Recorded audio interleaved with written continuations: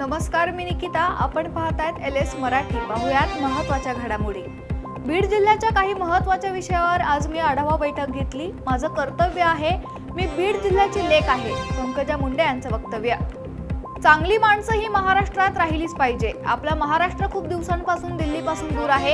योग्य वेळी आपण पांडुरंगाला प्रार्थना करूया. आमच्या देवाभाऊला देशाचं नेतृत्व करण्याची संधी द्या. दत्ता भरणे यांचं वक्तव्य. कोल्हापूर जिल्हा परिषद प्राथमिक शिक्षण विभागाचा भोंगळ कारभार समोर. कोल्हापूरमध्ये चुकीच्या पदोन्नत्यांवर पालकमंत्र्यांची कारवाई.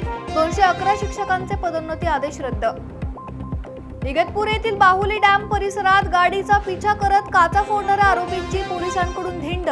3 दिवसाच्या पोलीस कोठडीत आणखी धक्कादायक खुलासे समोर येण्याची शक्यता. हिंगोलीच्या औंढा नागनाथ तालुक्याच्या काही भागांमध्ये जोरदार पावसाची हजेरी. पावसामुळे कोवळ्या सोयाबीन पिकांना जीवनदान. भिवंडीमध्ये कोणगावात गुरुचरण जमिनीवरील खासगी MIDC अतिक्रमण विरोधात सुरेश म्हात्रे आक्रमक.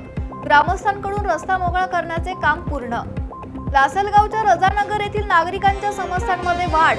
रस्ते आणि गटारीची कामं कधी पूर्ण होणार, संतप्त नागरिकांचा सवाल. पुण्यातील दौंडमध्ये ग्रामीण भागात मुसळधार पावसाला सुरुवात. दमदार पावसामुळे बळीराजा सुखावला.